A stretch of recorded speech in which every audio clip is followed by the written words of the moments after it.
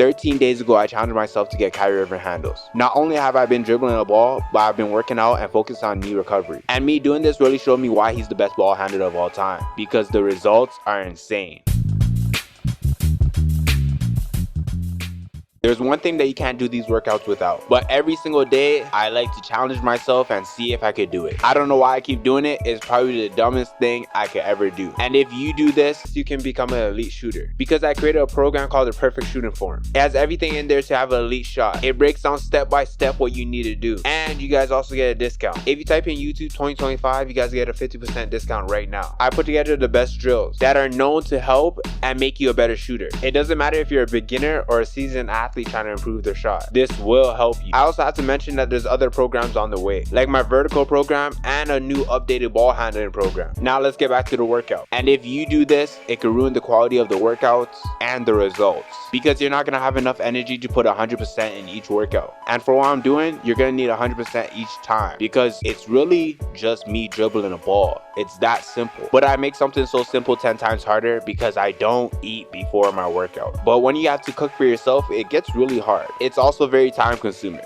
because I did not wake up in time. I never wake up in time to cook myself breakfast. I rather get the extra sleep. That's why I just got ready and headed straight to the gym, because I didn't give myself time to eat. I make sure before each workout I'm stretching. This is a very important part of getting Kyrie handles, and no matter what, it can't be missed. Kyrie Irving is very shifty, and to be shifty you have to have good hips and good mobility. Without it, you're gonna have a hard time getting by your defenders and selling the moves. Also, I've been dealing with a lot of knee pain, and we have been working on it. One of the things to stop my knee pain is stretching, because if our muscles are tight, it could cause a lot of knee pain. And since we have been working out every day for 13 days, my muscles are very sore. That's why it's important that I structure my workouts properly, so I can keep working out for a long time. That's why you see me doing skips with the ball. I'm trying to get my body nice and warm. If you watch the other videos from this series, you may notice that I'm not using the heavy ball. That's only because I don't own the heavy ball. It's the gym's heavy ball, and for some reason, it's nowhere to be found. I don't know if someone stole it or what, but it's not here. So instead of not doing the workout, I decided just to use a regular basketball. I like my balls just a little bit deflated, so I guess you could say it's a heavy ball. Since I don't like eating, I feel like I started off very slow and out of energy. And the first drill I decided to do is very hard. My feet can't be slow. They have to move for this drill to work. So I was messing up a lot. After a while, I just kind of gave up on this drill and decided to do something else, because clearly I was not ready to do it. Usually I'll just try to work through it, but since it's the first drill, I feel like I could do something else to get my hands used to the ball. Sometimes you just have to walk before you run. And also I felt like I wasn't taking the drill seriously because I kept messing up. And I don't have a lot of time before a lot of people come in the gym. I didn't want to waste a lot of the time messing up. So I started doing the rock series. This is a lot better because you can see that I'm moving my feet and they're very active. I personally love this drill because of how universal it is. You can use it to literally work on everything with ball handling. Right now you can see it's helping me get my feet in sync with my hands.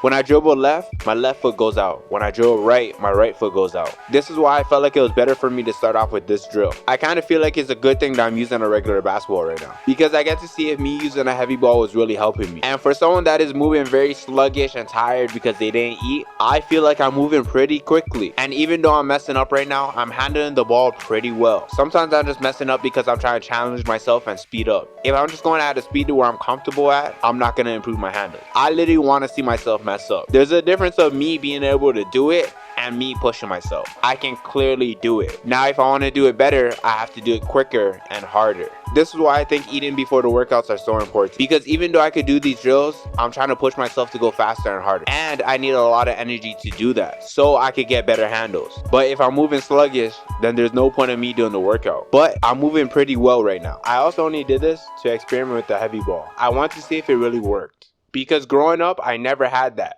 We used to just put a plastic bag over the ball and that was our heavy ball. And I'm not a big fan of the new stuff coming out, because some of these gadgets, it's not like you're going to be able to wear them in game, or you're not going to be able to use them in game. So why get used to playing with them? Like there's something that you put on your hand to fix your hand and have it in the right placement when you shoot. I feel like you're honestly just getting used to relying on that to fix your shooting, because we all know when you get in game, it's a whole different situation. There's a lot more pressure. You're going to be rushing, going faster.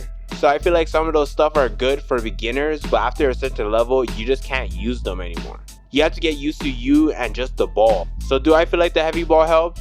Yes, I do feel like it helps, because one of the difference that I feel is my handles feel a lot tighter. It also makes a regular basketball feel like it's nothing. And even though I'm not going to be playing with the heavy ball in game, that makes a big difference, especially when I'm shooting. I feel like you can honestly use the heavy ball to extend your range. There's NBA players like Paul George that have talked about this before. He said when he got into the league, he couldn't shoot, and people were just literally leaving him open, and he just kept chucking up shots. And his teammates were getting mad at him because, why are you shooting? You can't shoot. They're leaving you open for a reason.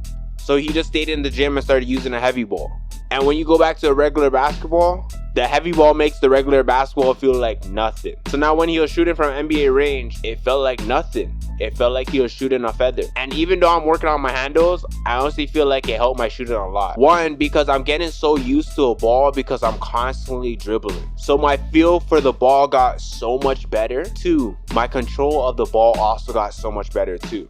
And this helps a lot when you're shooting, because you have to have a certain amount of control to shoot a basketball. You want your fingers, your hands to do something in a certain way, and you want it to do it like that every single time. I also feel like I could dribble a ball way fast. Just because the heavy ball is a weighted ball and I'm constantly trying to dribble at a fast pace, when I put something lighter in my hand, it's gonna be faster. Now you guys see me working on my footwork. I did not hit the weight room because it's very important to have rest days too. But like how I said before, if you want to be a better ball handler, you have to work on your footwork. I feel like this is a misstep every time someone's trying to improve their handles. They just think it's about dribbling a ball, but that comes after when you have all the fundamentals and a good base to build off of. Even now, I feel like I could do more fancy stuff. Is it needed? No. Can I do it? Yes, but it's not my main focus right now. I'm more focused on being more shifty, handling the rock better, and selling my moves. Because all you need is one good move to get by a defender. I was doing these drills with a kid that I was training, and he hated this. I feel like he was just frustrated because he kept messing up, especially on the little details like moving your hands and your feet. If you guys see, my hands are very active. They match my feet. That's a big thing when we're dribbling. And he couldn't do that. His hands were just staying by his side, and I said, you have to move your hands, or you do it again.